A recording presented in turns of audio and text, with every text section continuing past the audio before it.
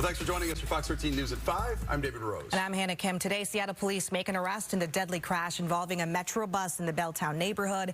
In custody is the driver of a red sedan, now accused of vehicular homicide. Fox 13's Frankie Thompson live at 5th and Battery, where this wreck happened Saturday. She has new details that investigators are revealing about the driver. Frankie. Seattle detectives found evidence of possible drug use inside the red car that was involved in the crash at this intersection. King County prosecutors are identifying the suspected driver as Adam Ruben Abelson. The deadly wreck claimed the life of one woman and hurt so many others. Among the shattered glass and mangled metal, flowers to honor the 28-year-old woman killed at 5th and Battery. What exactly happened and how and why it happened? Police say she was on the sidewalk in Seattle's Belltown neighborhood when a red car and a Metro bus collided Saturday, the bus crashing into a building and killing the woman.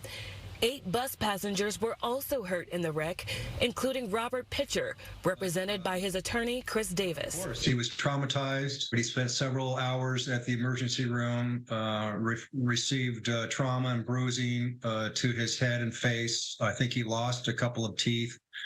It's still unclear as to how serious his injuries are going to be. Seattle police say a blood warrant helped the DUI investigation to determine the suspect, a 31-year-old man who was driving the red car. But Davis says his law firm is also investigating, and they are not ruling out suspicions of the bus driver either. We've learned, just based on the fact that our client was there and some of the statements that he overheard other passengers making, as well as emergency responders, that the collision may have started with the bus driver, experiencing some sort of either a medical issue or a blackout or a sudden loss of control of the bus. Seattle detectives are still in the early stages of finding answers. Davis says he expects survivors of the crash will be telling their truths in this case. But both police and Davis are also asking witnesses to speak up, as what they may have seen or heard could be important in solving what happened at this intersection.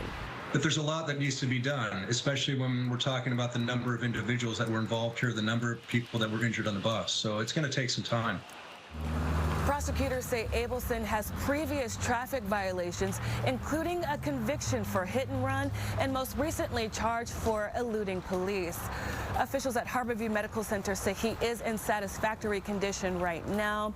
The other victims involved in this crash have been discharged from the hospital. Officials say the suspect will be booked into King County Jail once he is released by doctors. Reporting in downtown Seattle, Frankie Thompson, Fox 13 News.